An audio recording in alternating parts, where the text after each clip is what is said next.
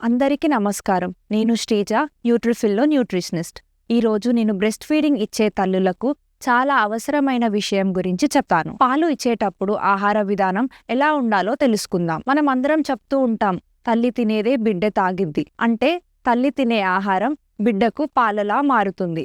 So తల్లి ఆరోగ్యంగా ఉండాలి, ఆరోగ్యమైన ఆహారం తినాలి. పాలిచ్చేటప్పుడు తల్లికి రోజు 500 క్యాలరీస్ ఎక్స్ట్రా అవసరం. ఎందుకంటే పాలు తయారీ చేయడానికి ఆమె శరీరం చాలా ఎనర్జీ వాడుతుంది. అందుకే తినడమే కాకుండా బాగా పోషకాలు కలిగే ఆహారం తినడం ముఖ్యం. తల్లికి ముఖ్యమైన పోషకాలు: ప్రోటీన్, స్ట్రెంగ్త్ కి, పిల్లల్లో టిష్యూ బిల్డింగ్ కోసం ఈ ఆహారంలో tofu, paneer, soya, eggs, chicken, nuts and seeds లాంటివి ఇంక్లూడ్ చేసుకోండి. ఐరన్, టైర్డ్నెస్ మరియు వీక్నెస్ ని తగ్గిస్తుంది, బ్లడ్ ని పెంచుతుంది. సో మీ డైట్ లో ఐరన్ రిచ్ ఫుడ్స్ ని వైటమిన్ సి తో కంబైన్ చేసి తీసుకోండి. కాల్షియం మరియు వైటమిన్ డి, పిల్లల్లో స్ట్రాంగ్ బోన్స్ కోసం. వైటమిన్ B12, ఒమేగా 3 ఇంకా అయోడిన్ బేబీకి బ్రెయిన్ అండ్ ఓవరాల్ డెవలప్మెంట్ కోసం హెల్ప్ అవుతుంది. అంతేకాకుండా వాటర్ కూడా చాలా ముఖ్యం. రోజుకి 2.5 to 3 లీటర్స్ వాటర్ కంపల్సరీగా తాగాలి. ఇది పాలు సరిగ్గా రావడానికి హెల్ప్ చేస్తుంది.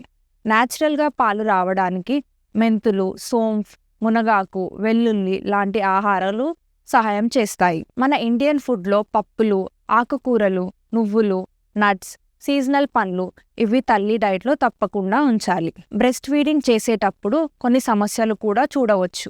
మొదటవది పాలు తక్కువ అవ్వడం, బేబీ బాగా సక్ చేయకపోవడం, ఫీడింగ్లో గ్యాప్ ఎక్కువ ఉండటం, స్ట్రెస్ మరియు డీహైడ్రేషన్ వల్ల మిల్క్ సప్లై తగ్గడం కూడా జరుగుతుంది. రెండవది బేబీకి గ్యాస్ ప్రాబ్లం. తల్లి ఎక్కువగా కార పదార్థాలు లేదా ఫ్రై చేసిన ఫుడ్ తీసుకోవడం వల్ల కూడా బేబీకి గ్యాస్ ఇష్యూస్ వస్తాయి. బేబీ వెయిట్ పెరగకపోవడం, తల్లి తినే ఫుడ్లో క్యాలరీస్, ప్రోటీన్, ఐరన్ సరిగ్గా తీసుకోకపోతే ఇలాంటి సమస్యలు చూస్తాము.